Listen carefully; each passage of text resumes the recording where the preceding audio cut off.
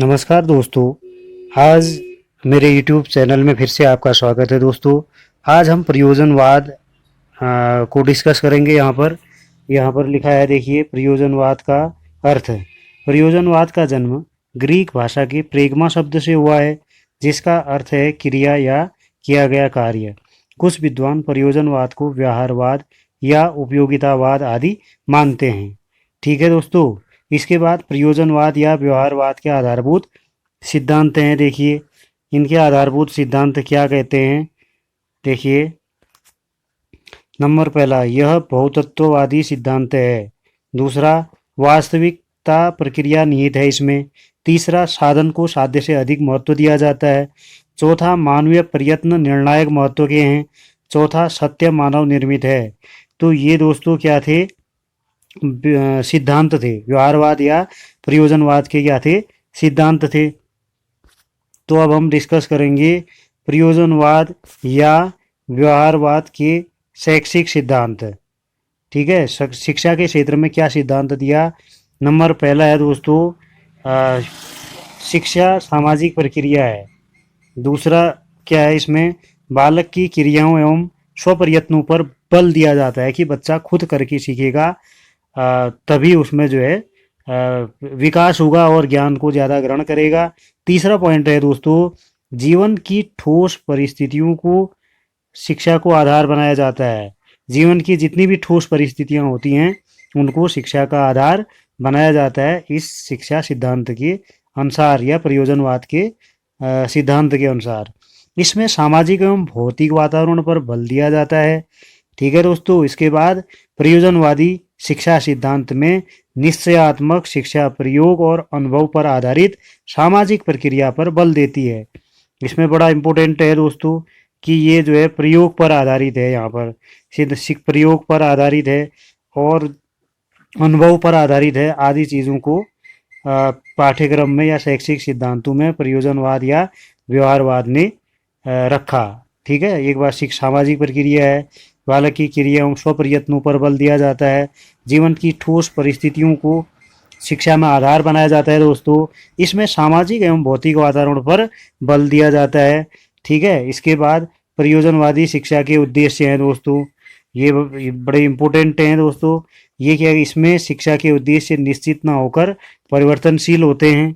ठीक है। शिक्षा के उद्देश्य निश्चित ना होकर क्या होते हैं, परिवर्तनशील होते हैं।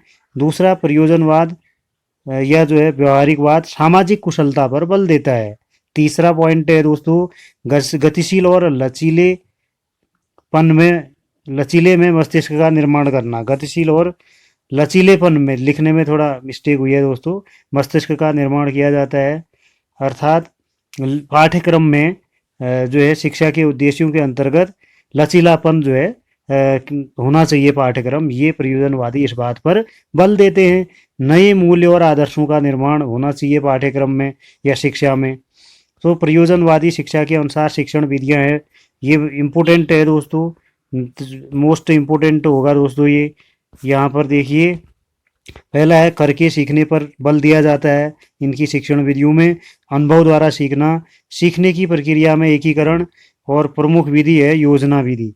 इम्पोर्टेंट है प्रयोजनवाद के अनुसार जो शिक्षण विधि है दोस्तों, वह बड़ी इम्पोर्टेंट है। उस विधि का नाम क्या हो जाएगा, योजना विधि। ठीक है, योजना विधि। तो प्रयोजनवाद के अनुसार जो शिक्षण विधि है मुख्यतया वो योजना विधि है। ठीक है। और अब इसके बाद दोस्तों हम यहाँ पढ़ेंगे प्रयोजनवादी शिक्षा के अनुसार पाठ्यक्रम कैसा होना चाहिए।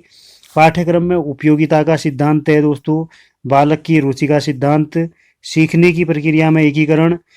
और प्रयोजनवादियों के अनुसार क्या है, पाठ्यक्रम के मुख्य विषय में स्वास्थ्य विज्ञान, शारीरिक प्रशिक्षण, गृह विज्ञान बालिकाओं के लिए, और विज्ञान आदि विषयों को पाठ्यक्रम में प्रयोजनवादियों ने रखा। और क्रिया प्रधान पाठ्यक्रम होना चाहिए कहा है इन्होंने दोस्तों।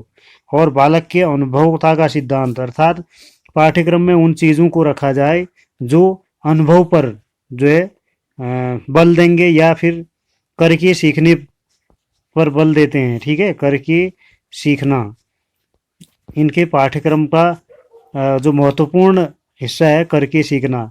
तो इसी के द्वारा बालक में क्या उत्पन्न होगा दोस्तों, अनुभव उत्पन्न होगा, अनुभव पैदा होगा। तो इनके पाठ्यक्रम में हम इसको एक बार दोबारा देखते हैं दोस्तों। ये पेपर में परीक्षा की दृष्टि से महत्वपूर्ण प्रश्न है। तो पहला है दोस्तों यहाँ पर क्या है, पहला उपयोगिता का सिद्धांत, ठीक है। पहला क्या है, उपयोगिता का सिद्धांत। दूसरा बालक की रुचि का सिद्धांत। तीसरा सीखने की प्रक्रिया का एकीकरण, यूनिफिकेशन जो है इनके अनुसार पाठ्यक्रम होना चाहिए। पाठ्यक्रम के प्रमुख विषय में स्वास्थ्य विज्ञान, शारीरिक प्रशिक्षण, गृह विज्ञान बालिकाओं के लिए होना चाहिए। विज्ञान आदि विषयों को पाठ्यक्रम में प्रयोजनवादियों ने रखा। क्रिया प्रधान होना चाहिए पाठ्यक्रम इनके अनुसार। और बालक के अनुभव का सिद्धांत जो है पाठ्यक्रम में इन्होंने शामिल किया।